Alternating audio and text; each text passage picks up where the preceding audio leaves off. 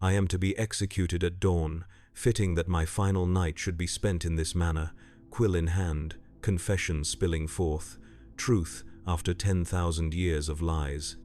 The weight of it crushes my enhanced physiology, each word more painful than the severance of limb from body.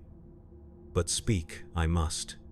Hear me, whoever finds this testament. I am Atheon, once shield captain of the Adeptus Custodes, keeper of the Emperor's secrets. Now traitor, heretic, truth-bearer, the Golden Throne has always hummed, a constant, subsonic vibration that reverberates through the adamantium floors of the inner palace. We Custodes grew accustomed to it over centuries of service. The machine spirit, we told ourselves, the technological marvel sustaining our Lord's immortal form. How convenient, these little lies we whisper to ourselves, to make bearable what would otherwise break us. 10,000 years I have stood vigil. My golden armor has grown dull despite daily polishing rituals. My body, though enhanced beyond mortal limits by the Emperor's own design, has begun to fail. Age comes even to the Custodes, albeit slowly. First the eyes dim, then the mind follows. Many of my brothers choose the honorable path when their vigilance falters. They surrender their armor, take up the black cloak of the eyes of the Emperor, and venture into the wider Imperium to serve as silent watchers. I remained, stubborn perhaps, or simply afraid of what existed beyond these walls that had been my home for millennia. I should have chosen exile. 3 weeks ago, by imperial standard, I led the midnight inspection of the Sanctum Imperialis, a ritual performed without fail every 24 hours since the Emperor's interment. 4 custodian guards accompanied me, their guardian spears humming with potential energy. The massive doors to the throne room had swung open on actuators the size of titans. The incense was thick enough to chew. Servo skulls darted through the haze, their monotonous chanting adding to the chorus of tech priests who maintained the Golden Throne. The ritual was familiar, comforting in its unchanging nature. We processed toward the dais where the Master of Mankind sat enthroned, his withered corpse sustained by the ancient technologies of the Dark Age, his skull face forever frozen in silent agony. I had seen it countless times. Yet that night, something changed. A droplet. Just one. At first I believed it to be condensation, perhaps oil from one of the countless mechanisms that powered the life-sustaining marvel of the Golden Throne. But as it caught the light, I saw its true nature. Blood, not the dried, ancient kind that had long since turned to dust in the Emperor's desiccated veins. Fresh blood, with the unmistakable golden sheen that marks the vital fluid of our Gene Father. I said nothing to my brothers. Instead, I marked the location in my mind. Section 8, Junction 27B of the throne's vast undercarriage. After completing the inspection, I returned to my quarters in the custodian barracks. Sleep eluded me. The drop of blood occupied my thoughts like an infection. It should not have been possible. The Emperor had not bled in 10 millennia, not since the final battle with the arch-traitor Horus. The following night, I returned alone, using clearance codes that even among the Custodes few possessed. The Mechanicus adepts did not question my presence. None dare question a custodian in the heart of the Imperial Palace. I examined the undercarriage of the throne, the precise location where I had witnessed the impossible droplet. There was nothing. No trace. But the humming had changed, imperceptible to any but those who had heard it for thousands of years. The pitch was higher, irregular in its cadence. Like a heart struggling against arrhythmia, I placed my bare hand against the golden surface, feeling sacrilegious even as I did so. The metal was warm, no, hot, burning with an inner fire that the external cooling systems should have rendered impossible. And beneath my palm, I felt it, a pulse. In that moment, I should have reported to the Captain General. I should have raised the alarm, brought the full attention of the Custodes to bear on this anomaly. That was my sworn duty, my purpose for existing. Instead, curiosity overrode 10 millennia of conditioning. I followed the pulse. Down. Few know of the sublevels beneath the Golden Throne, the ancient access tunnels dating back to the Unification Wars, when the Emperor first established his rule over Terra. Fewer still possess the authority to enter them. As shield captain of the Hegemon Guard, I was among that select company. The tunnels were narrow, designed before the creation of the custodies. I was forced to remove my armor, piece by golden piece, storing it in one of the maintenance alcoves that dotted the passage. Clad only in my robes, I felt naked, vulnerable in a way I had not experienced since my ascension to the Custodian Guard. The weight of the palace pressed down from above. Billions of tons of marble and adamantium, housing billions of souls, all unaware of my transgression. The air grew thin as I descended, the ancient ventilation systems struggling against entropy. The bleeding sigils began to appear at level 50, etched into the walls in languages I recognized from the Forbidden Archives. Eldar runes, Necrontyr glyphs, symbols from human civilizations long extinct, and others, twisting shapes that hurt the eyes to look upon directly. They had been carved with precision into the metal walls, each line perfect in its execution, and from them seeped that same golden fluid I had witnessed upon the throne. I am no psyker. The Emperor's modifications to our gene code made us resistant to the touch of the warp, an embodiment of his vision for humanity. Yet even I could feel the power emanating from those symbols, a pressure against my mind, like standing at the bottom of an ocean trench. Each heartbeat grew louder in my ears as I continued my descent. Level 66 presented me with a door, not the magnificent portals of the upper palace, wrought with scenes of imperial triumph. This was utilitarian, ancient, a slab of dark metal that absorbed light rather than reflected it. No handles adorned its surface, no visible means of entry, yet as I approached, it recognized me, or rather, it recognized what I was. Custodian genetic markers triggered mechanisms dormant for millennia. With a sigh of equalizing pressure, the door slid sideways into the wall. The chamber beyond defied comprehension. It stretched impossibly, far larger than the physical constraints of the mountain should have allowed. The ceiling soared hundreds of meters overhead, lost in shadow despite the ghostly illumination provided by floating spheres of cold fire. The floor was not metal or stone but a perfect mirror, reflecting everything above with flawless precision, and at the center stood an upright sarcophagus. Twice the height of a space marine, it was fashioned from the same light-drinking material as the door. No adornment marred its perfect surface save for a single symbol at its heart, the same symbol that adorns the Emperor's own standard, the lightning bolt and wings. But here, the wings were not those of the Imperial Aquila. They were stretched membranes, like those of Terran bats, or demons. I approached slowly, each step echoing in the vast chamber. The air tasted of ozone and copper. The hair on my arms stood on end. Power, raw and untamed. Not the sterile energy of the throne's mechanics, but something alive, hungry. The sarcophagus had no visible seam or hinge. Yet as I stood before it, a line of golden light appeared down its center. The crack widened, revealing darkness within. No, not darkness. Something that consumed light, a void that throbbed with negative radiance. From that crack emerged a voice, not sound as humans understand it, but direct communion with my mind, a voice I had heard only in dreams and ancient recordings. His voice, Atheon, it said, my name in his mouth, a violation and a benediction. I fell to my knees. Tears streamed unbidden down my face. 10,000 years of faith and duty collapsed under the weight of that voice. The Emperor, alive, conscious, speaking, rise, the voice commanded, and I obeyed, as I had been created to do. The crack widened further. Golden light spilled forth, blinding in its intensity. I shielded my eyes with my arm, squinting against the radiance. As my vision adjusted, I beheld him, not the withered corpse upon the golden throne, not the perfect godlike figure from the propaganda murals. What stood before me was both more and less than those images. One half of the figure shone with the familiar radiance of the master of mankind, perfect in proportion, powerful beyond mortal comprehension.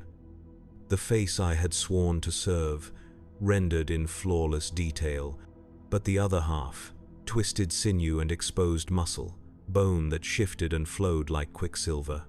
An eye that was not an eye but a window into some impossible dimension where colors had texture and sounds had taste. The flesh pulsed with internal light that shifted through spectrums no human was meant to perceive. Half god, half abomination, the Emperor's true form. "You see me as I am," the figure said, its voice now audible, resonating from both the perfect mouth and the writhing mass of its other half. The first of my sons to look upon this truth in 10 millennia. I wanted to avert my gaze. Every instinct screamed to look away, to reject what stood before me. But I could not. The same compulsion that had drawn me down to this forbidden place now held me transfixed. "My lord," I managed to whisper, my voice thin and reedy in the charged atmosphere. "How is this possible? You sit upon the throne above. The Mechanicus tends to your mortal remains, the Astronomicon burns with your psychic might." The figure's perfect half smiled, a gesture so human it seemed obscene on that divided countenance. "The corpse above is but a shell," it said, "a focus for the faith of humanity, a beacon through which I channel my will, but not my true self.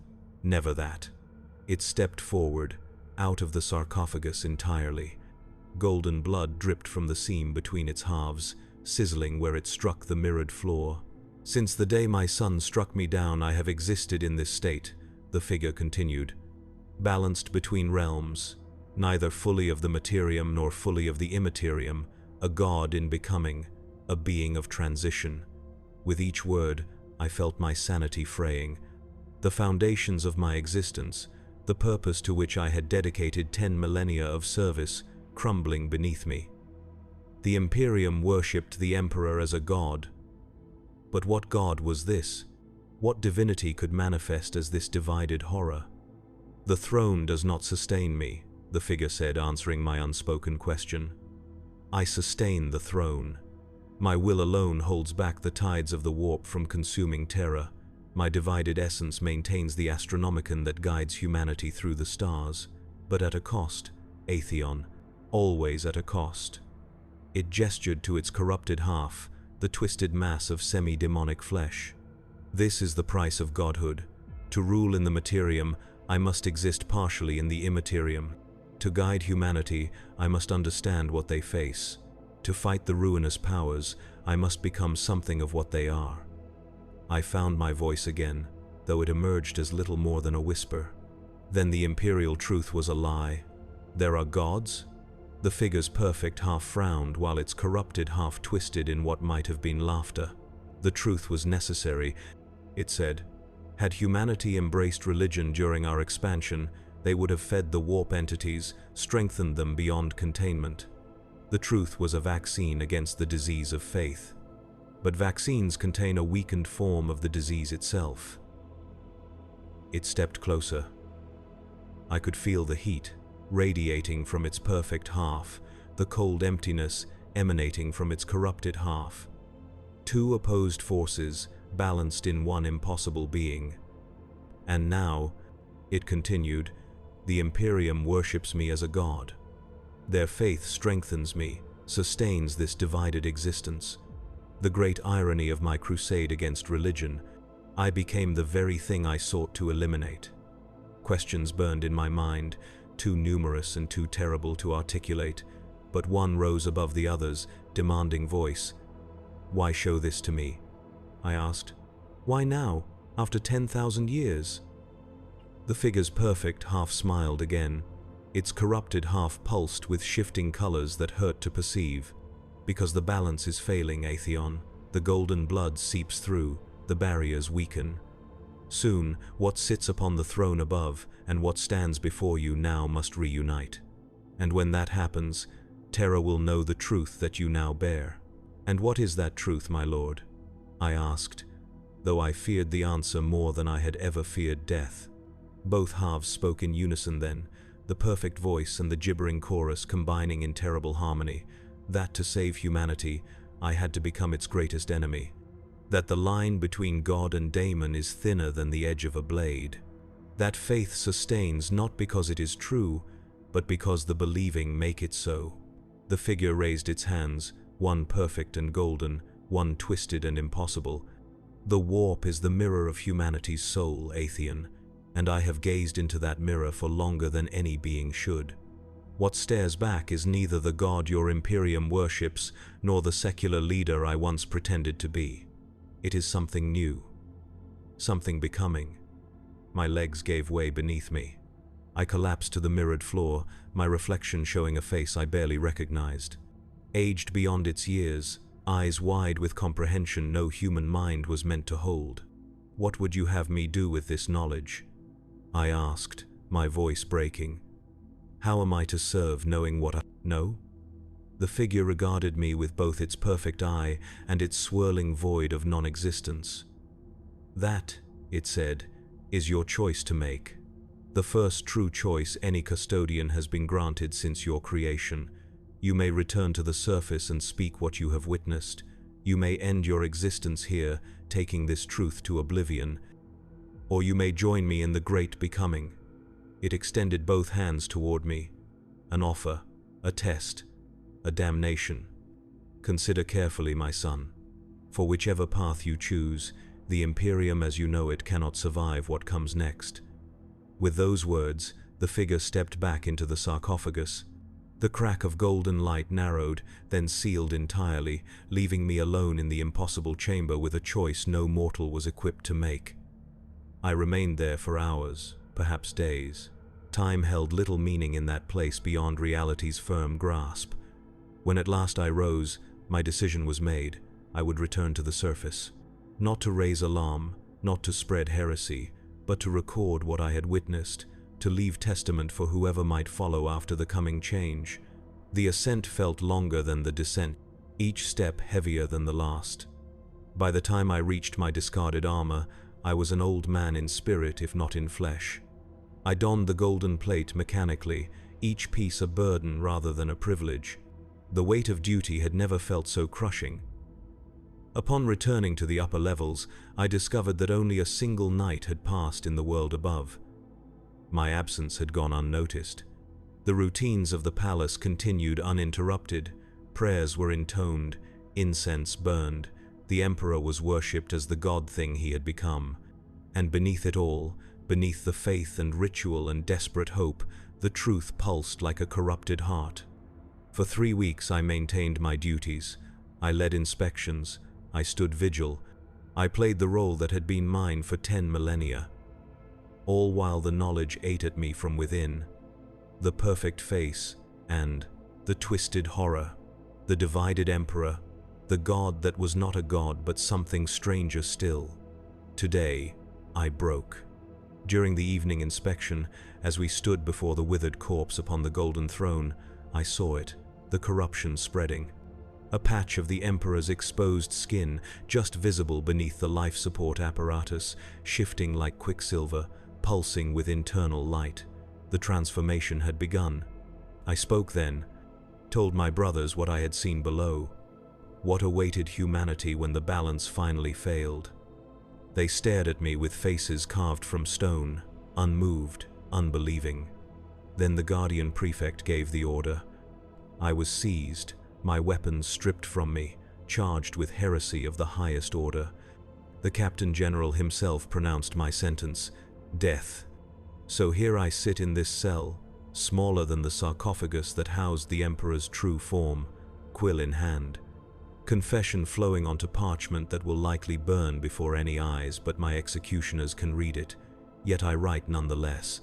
I bear witness, I speak truth, though truth be damned. The Emperor is not what humanity believes. Neither corpse nor god nor secular leader returned. He is becoming something else, something that straddles realities. And when his transformation completes, the Imperium will face its final test. Faith against truth, hope against reality. The god thing that was once the master of mankind against the horror of his own creation. Dawn approaches. I hear the tread of my brothers outside my cell. They come for me. golden in their righteousness, blind in their faith. I do not blame them. Once I was as they are, but I have seen the Emperor's true face, both faces, and I cannot unsee them. I am Atheon, once shield captain of the Adeptus Custodes, keeper of the Emperor's secrets, now traitor, heretic, truth-bearer, and these are my final words. The golden throne bleeds, the god thing stirs, the Imperium ends. Hours pass differently in the cells beneath the Imperial Palace. Perhaps it has been days since I wrote those words, perhaps mere minutes. My executioners have not come. The dawn I anticipated remains held at bay. Instead, my cell door opened to reveal the Captain General himself, Trajan Valoris, his magnificent armor gleaming in the dim light, his guardian spear held not as a weapon but as a staff of office. "Rise, Shield Captain Atheon," he said, his voice betraying nothing of his thoughts. "Your execution has been postponed." I stood on legs weakened by confinement and revelation. "Has my heresy been reconsidered then?" Valoris remained impassive, his face as much a mask as his ceremonial helm. "The tribune prefects have convened. Your words have raised questions. You will answer them before your sentence is carried out. So, not pardoned, merely delayed. The Custodes value truth, even when that truth may prove uncomfortable. I should have expected nothing less." Valoris escorted me personally through corridors I had walked for millennia, now seeing them with new eyes. The grandeur of the Imperial Palace, built to elevate humanity to its pinnacle, now seemed hollow, pretension constructed around a lie. The golden eagles and heroic statuary, the soaring arches and immortalized victories, all of it propaganda for a regime founded on carefully cultivated ignorance. We passed squads of custodian guard who turned their eyes from me, not out of shame or disgust, but from the superstitious fear that heresy might be contagious through mere observation. Only Valoris seemed immune to such concerns. But then, he had stood closest to the Emperor for centuries. Perhaps he already suspected what I now knew. The chamber of Tribunal Exactus was a perfect circle cut from a single massive block of Terran marble, dating back to the Unification Wars. The 12 tribune prefects sat in thrones arranged in a smaller circle at the center. No grand amphitheater, no audience. Custodian justice is a private affair. Our shame is our own. I stood before them unarmored, wearing only a simple robe. They remained encased in their full panoply of war, as if they expected violence from one unarmed man. Or perhaps they feared whatever truths I might speak would require physical defense. Shield Captain Atheon began the most senior tribune, his voice amplified by his helm's vox. "You stand accused of heresy against the Emperor of mankind. You claim to have witnessed a manifestation of our Lord in the sub-levels of the palace. You claim this manifestation revealed truths that contradict 10,000 years of imperial doctrine. Speak now, recount in full what you allege to have seen." And so I did. Every detail, every word exchanged between myself and the divided Emperor, I held nothing back. If my death was assured, then truth would be my final act of service. The tribunes listened in silence, unmoving, unreadable behind their ornate helms. When I finished, the chamber remained silent for long minutes. Then, the senior tribune spoke again. "You are not the first, Shield Captain." 5 words that shattered what remained of my understanding. Not the first. Not the only one to have witnessed the Emperor's dual nature.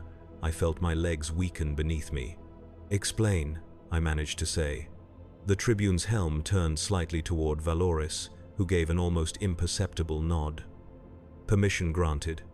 Once each millennium, since the Emperor's interment upon the Golden Throne, a custodian has been drawn to the sub-levels, always one of high rank, always one who has served with perfect loyalty, always one who has begun to show the first signs of age, and always they return changed."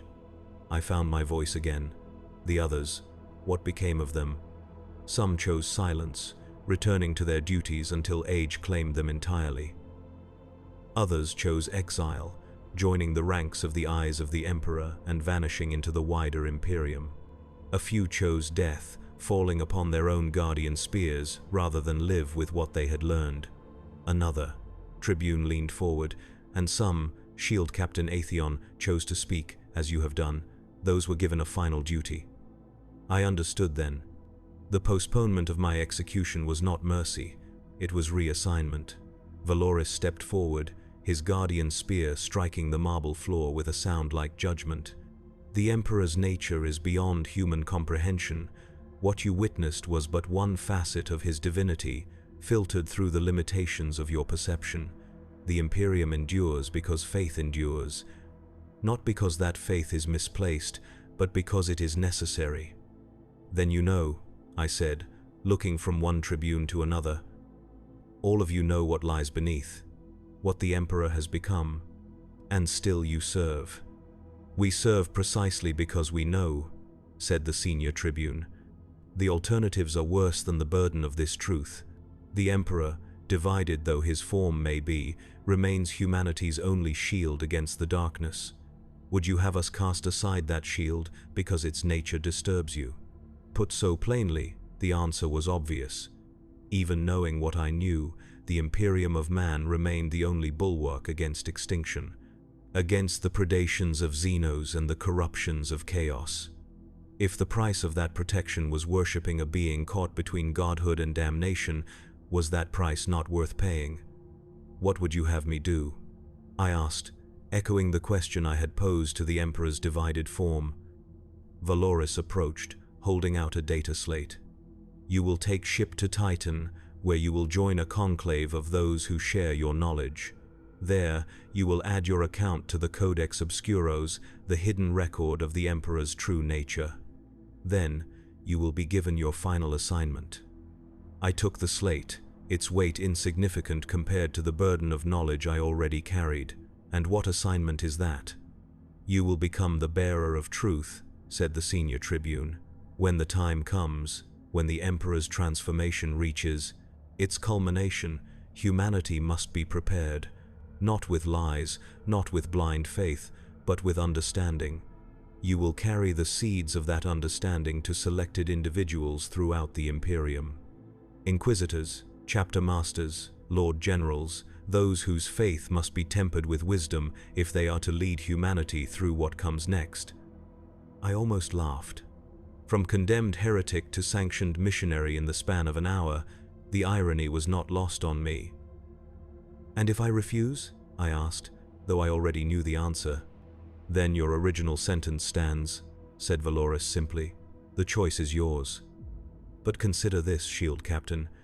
If what you witnessed is true, if the Emperor is indeed transforming into something beyond our comprehension, then humanity will need guides who have glimpsed that truth and survived its revelation.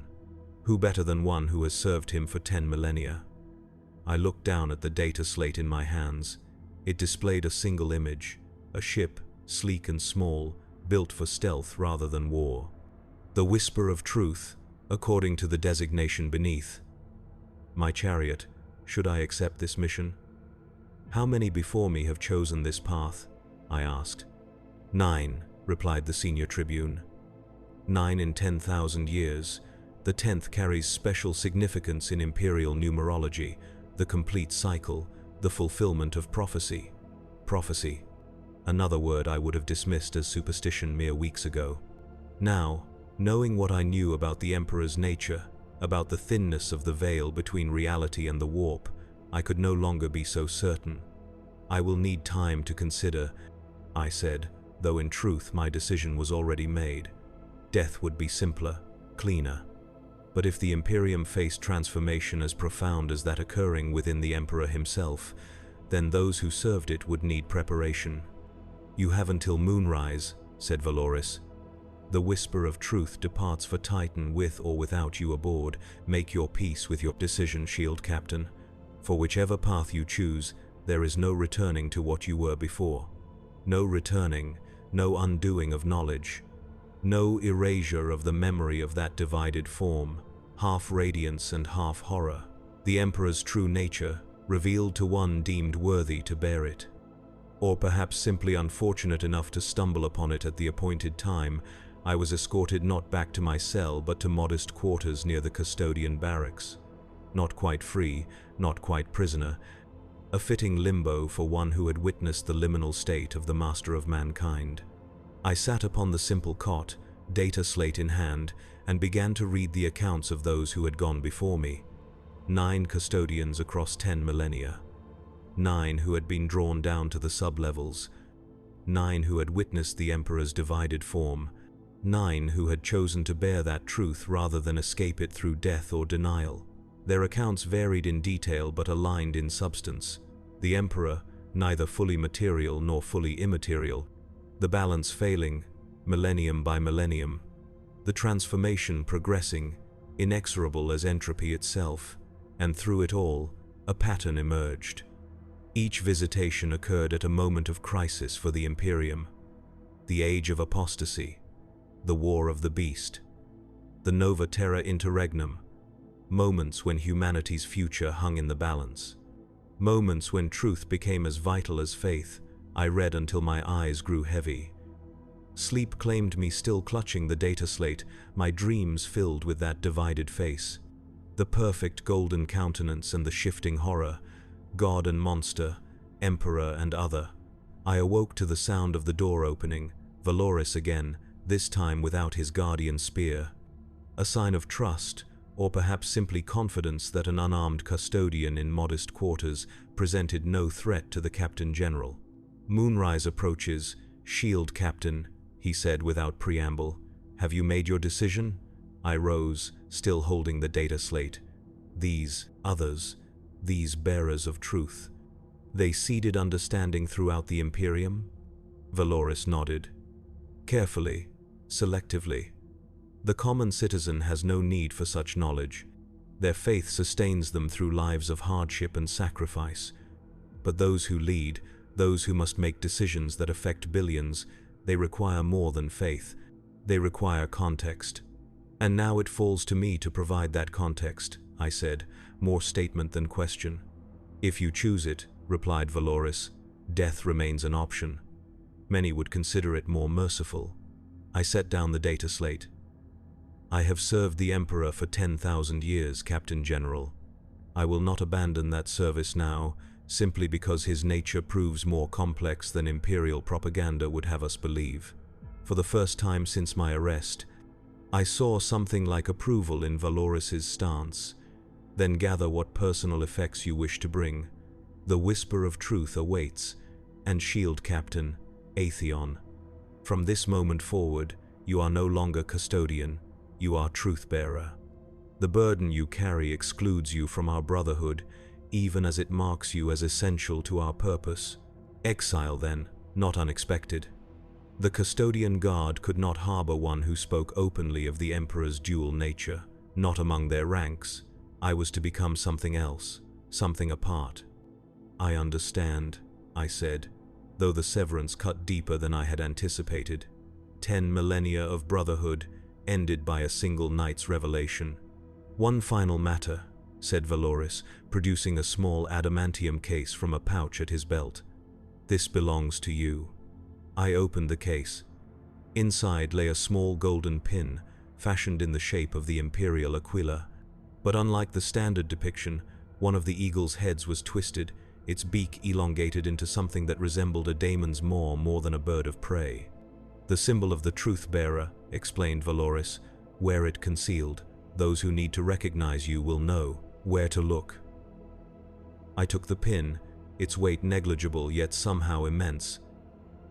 And my armor? My weapons? Remain here, said Valoris. Where you go, such obvious symbols of imperial authority would draw unwanted attention. You will be provided with more suitable attire, and weapons more discreet than a guardian spear, yet no less lethal. I nodded, accepting this final severance from my former life.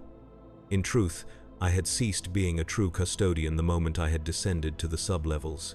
This merely formalized what was already reality. Then I am ready, I said, pinning the twisted aquila to the inside of my robe, close to my heart. A fitting place for such a burden. Valoris led me through seldom-used corridors, avoiding the main thoroughfares of the palace where my passage might be noted. We emerged onto a small landing platform, one of thousands that dotted the massive complex. The Whisper of Truth waited, its hull a matte black that absorbed light rather than reflected it. No imperial iconography marred its surface, no declarations of allegiance or purpose, a shadow given form. A robed figure stood at the boarding ramp, face concealed by a deep hood. As we approached, the figure looked up, revealing features I recognized despite the centuries that had passed since I had seen them last. "Tribune Diocletian," I said, unable to keep the surprise from my voice. "You were reported lost during the Third Black Crusade." The ancient custodian's face was lined with age far beyond what even our kind typically showed. His eyes, however, remained sharp as the day he had stood at the Emperor's side during the War of the Beast. "I was lost, Shield Captain Atheon," he said, his voice a dry whisper. "Lost to the Brotherhood of the Custodes, but found to a greater purpose, as you are now found." I looked to Valoris, whose expression revealed nothing. "You knew," I accused. "I suspected," corrected the Captain General. "Each bearer of truth selects their successor, guiding them toward the revelation through subtle means. Diocletian has watched your career for centuries, marking you as one whose mind might withstand the truth without breaking." Diocletian gestured toward the ship's interior. "We have much to discuss, Atheon. The conclave on Titan awaits, and time grows short. The Emperor's transformation accelerates. What took centuries now occurs in decades. Soon, it will be measured in years, then months." The implications struck me like a thunderbolt. "How long?" I asked. "Until completion? Perhaps a century. No more. After 10 millennia of balance, the scales tip increasingly toward transformation. What you witnessed in the sublevels is manifesting more frequently upon the throne itself. The Mechanicus reports anomalies they cannot explain. The Sisters of Silence speak of disturbances in the null field. The signs multiply." Valoris placed a hand upon my shoulder, a gesture of brotherhood offered for the last time. "Go with purpose, Truth-bearer. Prepare the way. For in the Emperor's transformation lies either humanity's salvation or its extinction, and none, not even those of us who have glimpsed his dual nature, can predict which it shall be." I clasped his forearm in the warrior's grip, one final connection to the brotherhood I had served for millennia. "Guard the throne, Captain General. Whatever sits upon it, whatever it is becoming, it remains our only shield against the darkness." "Until the stars themselves grow cold," he confirmed, completing the ancient custodian oath. With that, I turned and followed Diocletian into the Whisper of Truth. The boarding ramp closed behind us, sealing with a pneumatic hiss that sounded like finality. Through a viewport, I watched Valoris grow smaller as the ship lifted from the platform and angled toward the night sky. Terra, the throne world. My home for 10,000 years, now falling away beneath me. I felt its loss like physical pain, a severing more profound than the removal of limb or an organ. Yet mixed with that pain was something unexpected, relief.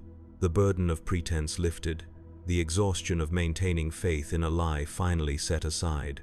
Diocletian led me to the ship's modest command center, where 3 other robed figures waited. Their faces bore the unmistakable signs of advanced age, the slow deterioration that comes to even the genetically perfected bodies of the Custodes. Each wore the same unadorned robes, and upon their breasts, visible only when they moved in certain ways, glinted the twisted aquila of the truth-bearers. "Brothers," Diocletian addressed them, "I present Atheon, once shield captain of the Hegemon Guard, now the 10th bearer." They regarded me with eyes that had seen too much, gauging, assessing, determining whether I was truly ready for the burden I had accepted. "He has seen the Emperor's dual nature?" asked one, his accent marking him as ancient even by custodian standards. The archaic Terran cadence of the Unification Wars still colored his speech. "He has," confirmed Diocletian, And like the 9 before him, he has chosen truth over comforting lies. The Ancient One nodded, seemingly satisfied. Then we are complete. The cycle fulfills itself. Cycle. There was that word again. Explain, I demanded, my patience for cryptic pronouncements wearing thin after all I had endured. Diocletian gestured for me to sit at the circular table that dominated the command center. The other truth-bearers joined us, forming a ring of weathered faces and ancient wisdom. The Emperor's foresight did not end with his interment upon the golden throne, began Diocletian. Even divided between materium and immaterium, he planned for what would follow. The creation of the truth-bearers was his design, not ours. A contingency against the day when faith alone would no longer sustain the Imperium.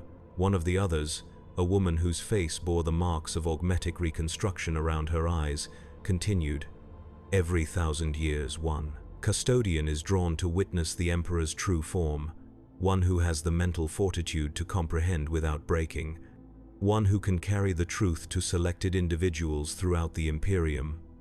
And I am the 10th, I said, understanding dawning. But why is that significant? Why does the cycle fulfill itself with me? The Ancient One leaned forward, his withered hands clasped before him. Because the Emperor prophesied that the 10th witnessing would mark the beginning of his transformation's final phase. The great change approaches, Atheon. What has been building for 10 millennia comes to fruition in our lifetime. I felt cold despite the ship's regulated temperature. And what exactly is this great change? What does the Emperor become when his transformation completes? The 4 truth-bearers exchanged glances, a silent communication born of shared burden. We do not know with certainty, admitted Diocletian. Each of us has witnessed the Emperor's dual nature, but none has received clear revelation of the endpoint. We have theories, extrapolations based on patterns observed over millennia, but the truth is, the transformation may be unique in the galaxy's history. A human becoming divine while simultaneously embracing the immaterium without succumbing to its corruptions. The Primarchs were his first attempts, said the woman. Beings of both realms, material and immaterial. But they proved unstable, half turned to chaos, the other half proved insufficient for his ultimate purpose. Which was? I asked. Transcendence, said Diocletian simply. The Emperor sought what no human had achieved before, godhood without corruption. Warp ascension, while maintaining human purpose and perspective.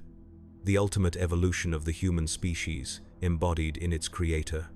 I recalled the divided form I had witnessed, half radiant perfection, half writhing horror. That does not look like transcendence to me, Tribune. It looks like corruption wearing the mask of divinity. The Ancient One shook his head. You saw but one moment in a process spanning millennia. The division you witnessed is not the end state but the transitional phase. The chrysalis, not the butterfly. And when this butterfly emerges, I pressed, what becomes of the Imperium? Of humanity? That, said Diocletian gravely, depends largely on how prepared they are for the revelation, which is why we exist, Atheon. Not merely to witness, but to prepare. To select those who must know the truth before it manifests fully. To cultivate understanding that will preserve humanity when faith in the old Emperor can no longer sustain them. The ship shuddered slightly as it entered the warp, reality giving way to the swirling madness of the immaterium. A fitting parallel to my own transition, from the solid certainties of custodian duty to the fluid ambiguities of truth-bearer. Tell me of Titan, I said, changing tack. Why gather there? The Grey Knights, answered the woman. Of all the Emperor's servants, they alone were created with full knowledge of chaos and its corruptions. Their fortress monastery contains archives dating back to the Horus heresy, records of the Emperor's preparations for what would follow his interment upon the throne. They know of the Emperor's dual nature. I asked, surprised that such knowledge extended beyond the truth-bearers. Their Supreme Grand Master knows, clarified Diocletian. Each generation, one truth-bearer travels to Titan to update the Codex Obscuros and brief the new Supreme Grand Master. The Grey Knights are our allies in this great work, though they view it through the lens of their own purpose, the fight against chaos. And do they see the Emperor's transformation as salvation or damnation? I asked. The 4 truth-bearers exchanged glances again. They reserve judgment, said the Ancient One, as should you, until you have reviewed all the evidence collected over 10 millennia. The pattern becomes clearer when viewed across such timescales. I nodded, accepting the wisdom in his words. I had witnessed but a single moment in the Emperor's transformation. These truth-bearers had collectively observed its progression over thousands of years. After Titan, said Diocletian, returning to practicalities, you will begin your true work, the selection and preparation of individuals throughout the Imperium, inquisitors of suitable temperament, chapter masters whose loyalty transcends blind faith, imperial officials whose influence shapes policy, even selected members of the Adeptus Mechanicus, whose technological expertise may prove vital during the transition. How do I identify such individuals? I asked. The woman smiled, the expression strange on a face so weathered by age. The same way Diocletian identified you, Atheon. You observe, you test, you present small truths and gauge reactions. Those who respond with thoughtful consideration rather than reflexive denial or blind acceptance, those are the candidates worthy of further attention. And once identified, you reveal only what they need to know when they need to know it, said Diocletian. Some will require merely a nudge toward questioning received dogma. Others will be ready for more direct revelation. The most important will be brought to witness the evidence firsthand, though none save custodians have been permitted to see the Emperor's dual form directly. The ship's internal illumination dimmed, indicating the night cycle. The conversation paused naturally, the 5 of us sitting in contemplative silence. After so much revelation, I welcomed the quiet, time to process, to begin integrating what I had learned with what I had witnessed personally. Rest, suggested Diocletian, rising from the table. We have several days in the warp before reaching Titan. Time enough for you to read the complete chronicles of the truth-bearers and form your own conclusions. The others rose as well, moving toward what I presumed were personal quarters off the main command center. I remained seated, staring at the twisted Aquila pin I had removed from my robe. One last question, Tribune, I said as Diocletian made to leave. Do you believe the Emperor remains human in any meaningful sense, or has he truly become the god that the ecclesiarchy proclaims, merely one with a more complex nature than they comprehend? Diocletian paused in the doorway, his aged face thoughtful. I believe, Atheon, that those categories, human and god, no longer apply to what the Emperor is becoming. He creates his own category, unique in the universe. Whether that uniqueness proves humanity's salvation or its undoing remains to be seen, and may, in fact, depend on the actions of those who know the truth. With that, he left me alone with my thoughts and the weight of my new purpose. The 10th bearer, the completion of the cycle, the herald of the great change. I slept little that night cycle, my mind too full of implications and possibilities. When exhaustion finally claimed me, my dreams were filled with that divided face, the perfect golden countenance and the shifting horror. But now, in dreams, I saw something more, the division blurring, the two halves merging into something new, something neither fully material nor fully immaterial, something becoming. I awoke with a gasp, the dream images fading but the impression lingering, a sense of witnessing not corruption but transformation, not fall but ascension. Was this insight or wishful thinking, truth or self-deception? After 10 millennia of faithful service, could I truly be objective about what the Emperor had become? The journey to Titan passed in study and contemplation. I read the collected accounts of the previous 9 truth-bearers, noting the progression of the Emperor's transformation across the millennia. The earliest accounts described a being more recognizably human in its divided state, the golden half more dominant, the immaterial half less defined. As the centuries passed, the balance shifted subtly. The immaterial aspects grew more pronounced, more structured, less chaotic mutation and more deliberate adaptation. I discussed these observations with my fellow truth-bearers, particularly Diocletian, whose witnessing had occurred over 3,000 years ago. His account aligned with the pattern. The emperor he described had been less divided, less dramatically split between material and immaterial aspects. The progression was clear. What had begun as minor infiltration of immaterial elements into the emperor's essence had developed into the fully divided being I had witnessed. And the endpoint? I asked Diocletian as we stood on the observation deck, watching the swirling madness of the warp through void shields and sanctified viewing ports. If the pattern continues, does the immaterial eventually consume the material entirely? Perhaps, he admitted.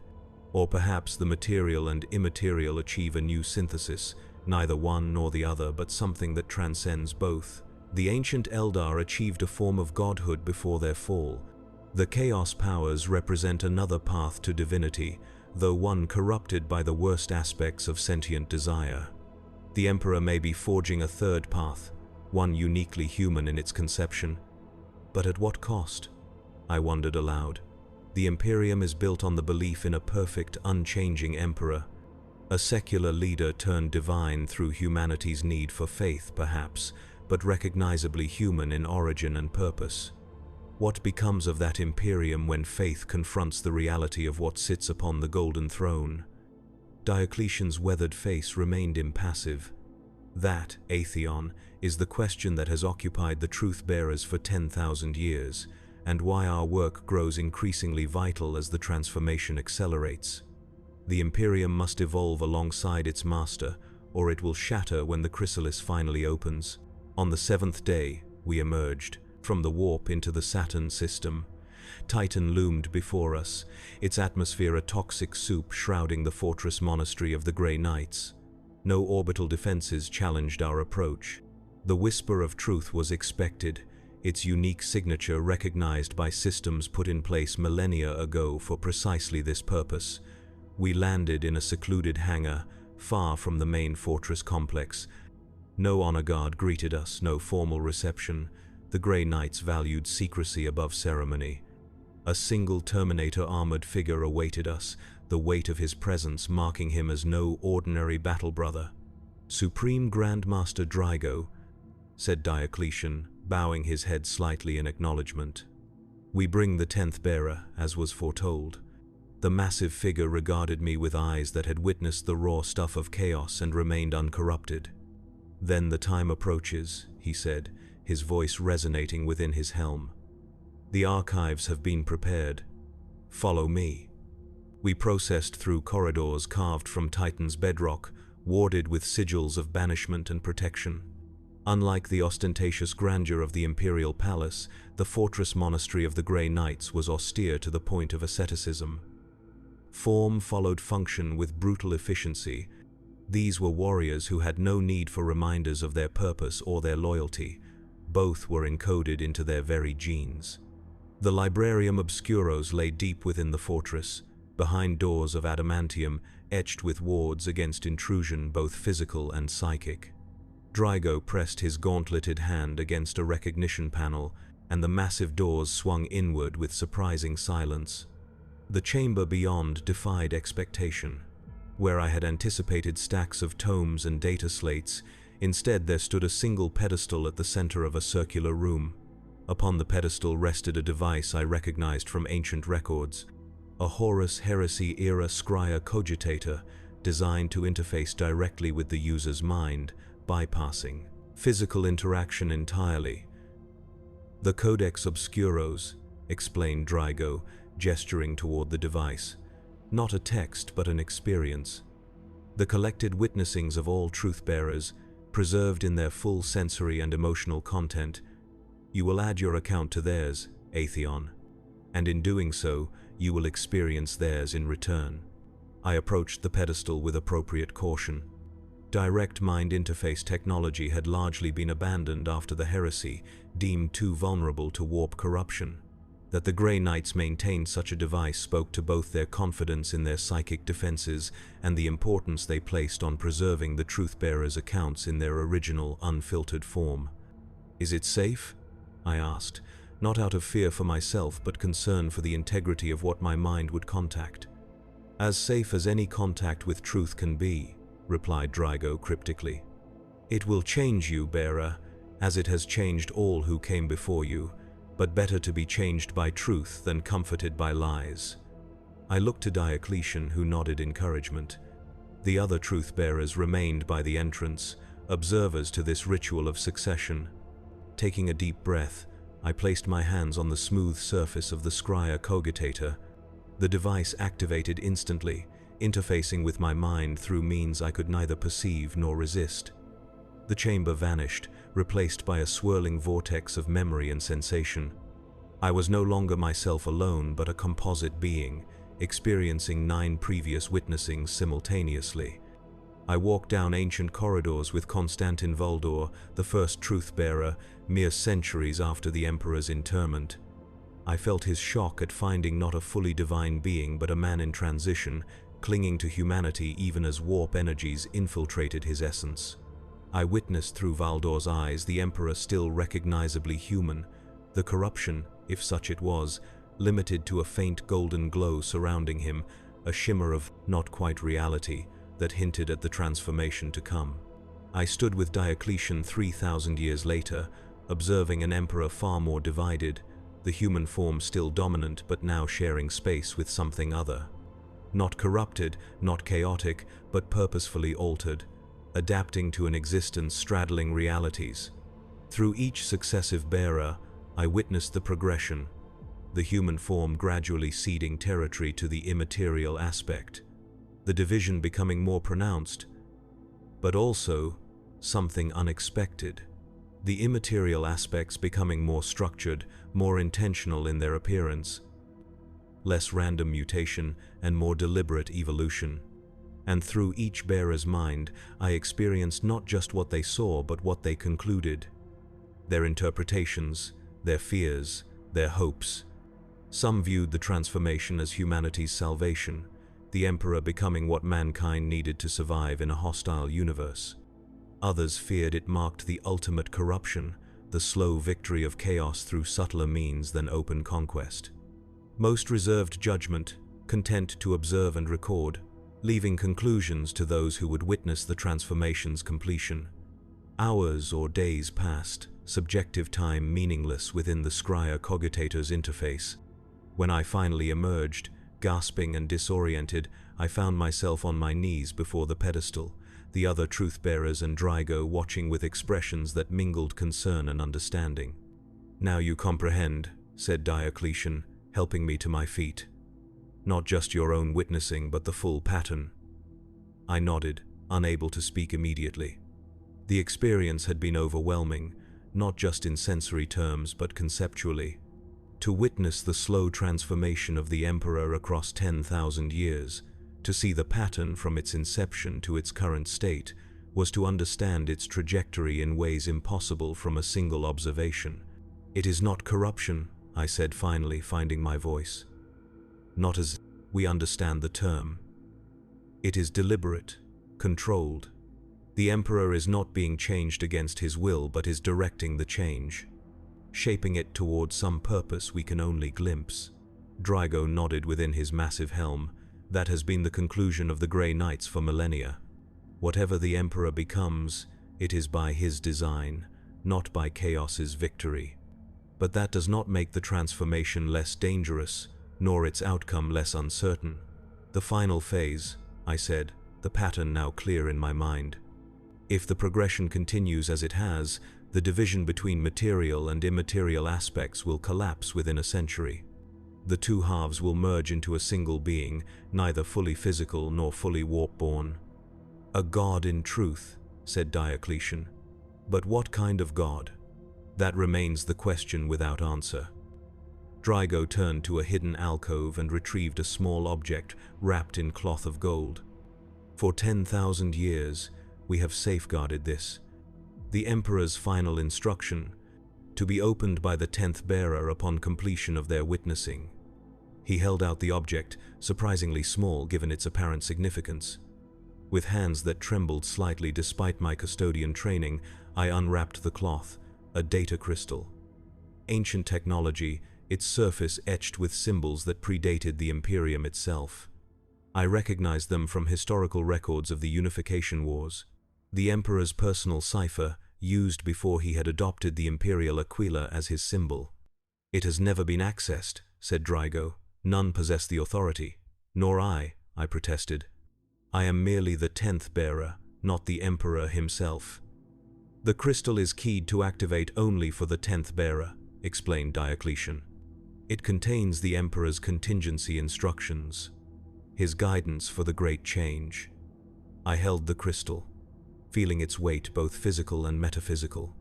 The final word of a being in transition between humanity and godhood, the last fully human thoughts of the master of mankind before his transformation progressed beyond recall.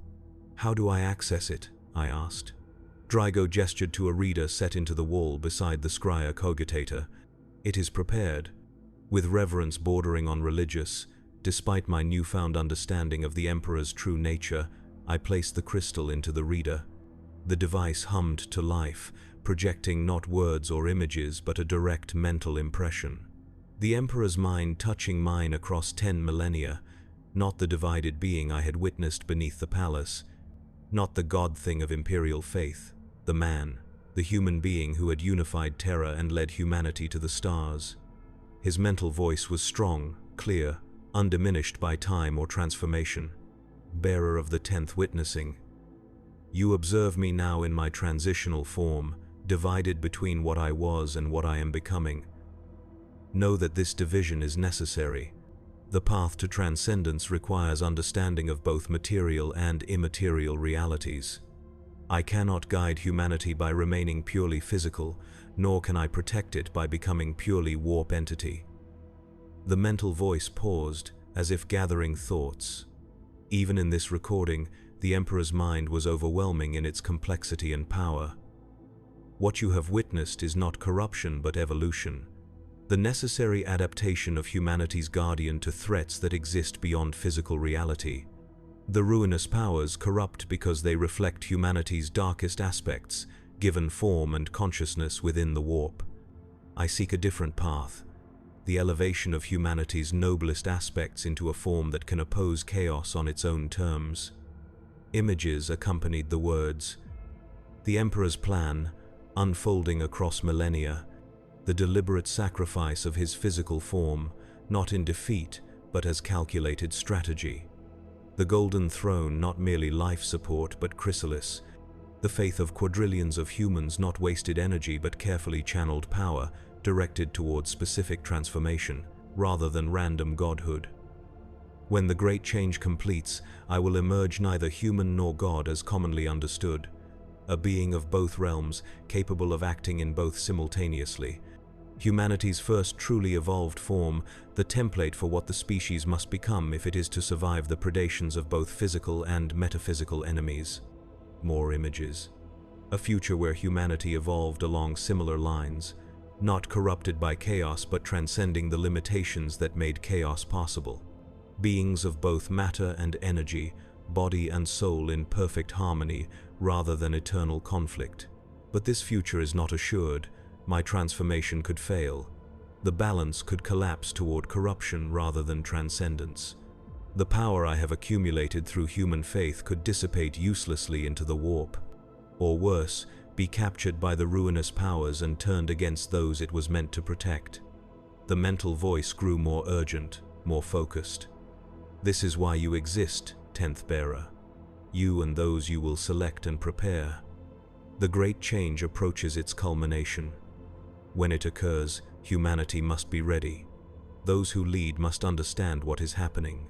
They must not respond with fear or rejection, but with acceptance and adaptation. The Imperium must evolve alongside its master, or both will perish in the coming storm." Final instructions followed. Names and locations. Individuals throughout the Imperium who had been subtly prepared by previous bearers, others who would be receptive to the truth by disposition or circumstance. A timeline for revelation, carefully calculated to coincide with the final phases of the Emperor's transformation. 108 years, the voice concluded. That is what remains before the chrysalis opens. Use this time wisely, bearer.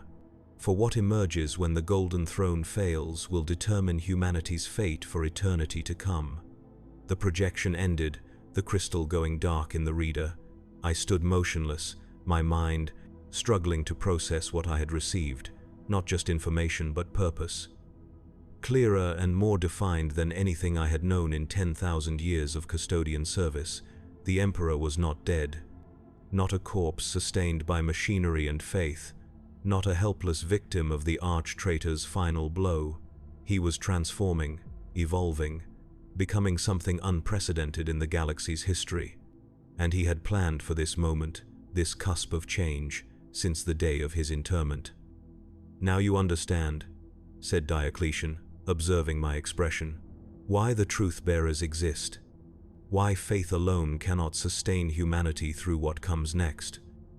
I nodded, unable to form words adequate to the revelation I had received.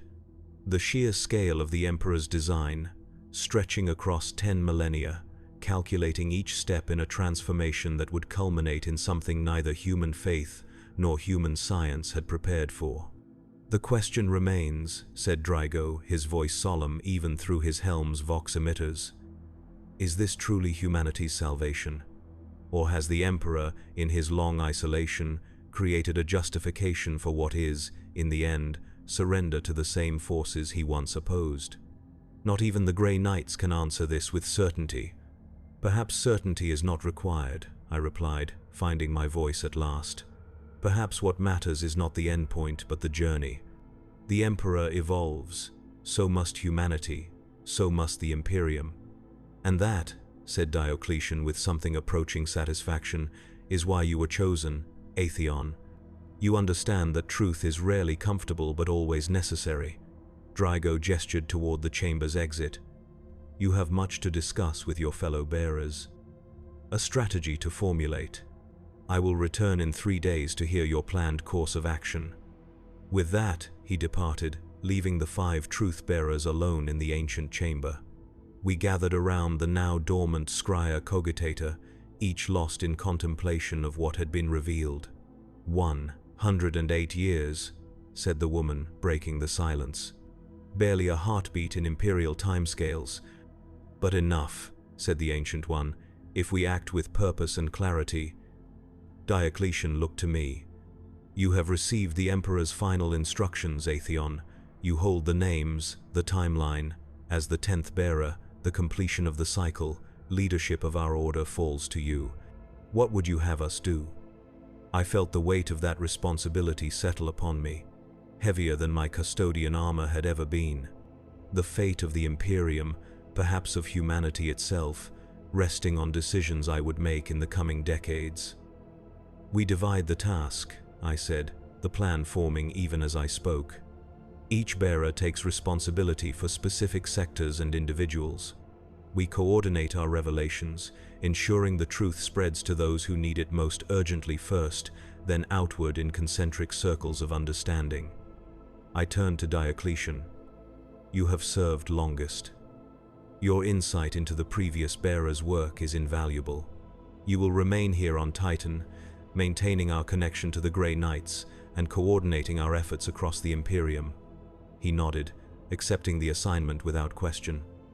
"The rest of us disperse," I continued, "one to the Inquisition, one to the Adeptus Mechanicus, one to the Imperial Guard High Command.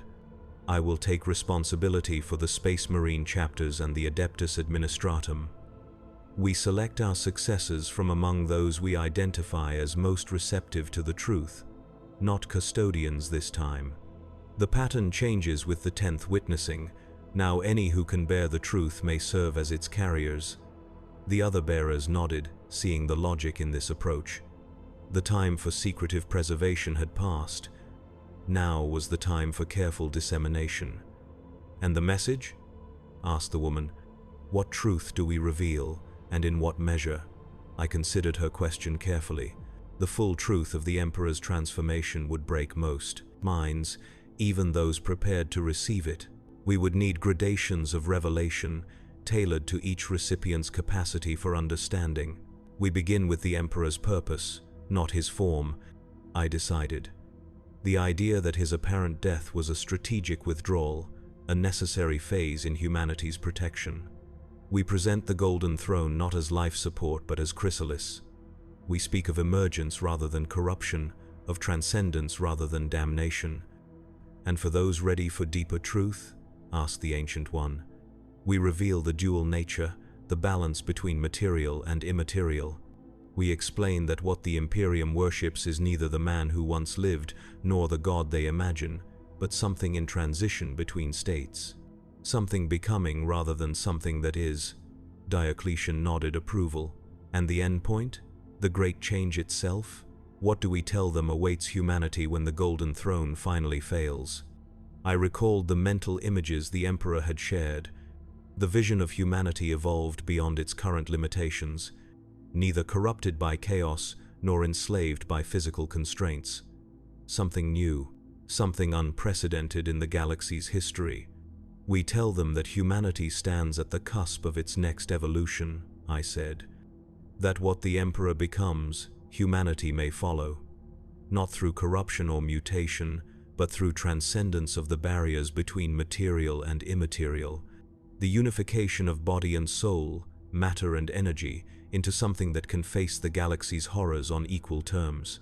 They will call it heresy, warned the woman. Even those most open to new understanding will struggle with such concepts. Then we must make them see beyond such limited categories as orthodoxy and heresy, I replied.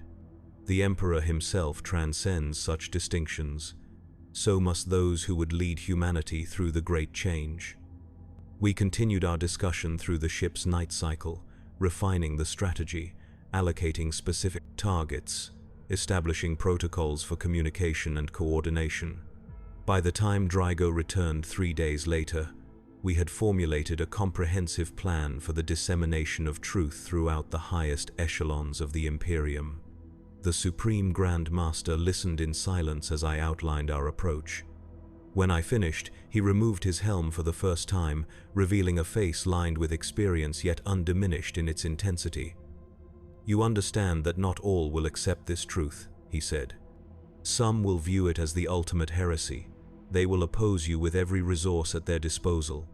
We expect resistance, I acknowledged. From the ecclesiarchy most fiercely, but also from conservative elements within the Inquisition and certain Space Marine chapters. We have identified those most likely to reject the truth and planned accordingly. Planned how? Asked Drygo, his eyes narrowing slightly.